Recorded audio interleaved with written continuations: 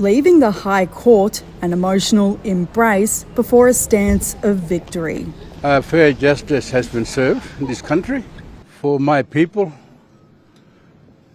and the people of North East Arnhem Land.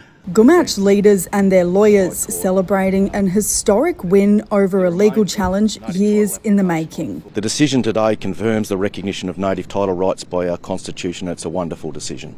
Today's decision was delivered in the High Court in Canberra, which is just a few hundred metres from where the famous Yirrkala bark petitions were first presented to the Australian Parliament and where they're currently on display in Parliament House. Now, those bark petitions were sent in 1963 in response to the Commonwealth Government acquiring land without the consent from the traditional owners, the Yolngu people, and the granting of a mining lease. The Gumatj clan, like other Yolngu people of North East Arnhem Land, believe that they have lived on their country since time began. In May 2023, the late Gumatj leader Yunupingu had successfully argued in the federal court that the Commonwealth had acquired their land without their consent and on other than just terms. Now, that just terms guarantee is in our Constitution and requires fair compensation to be paid when property is acquired by the Commonwealth.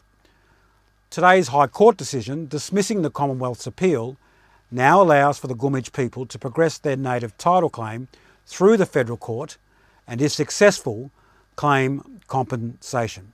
Native title advocates have welcomed the decision, hoping now it provides for a platform for negotiation instead of litigation.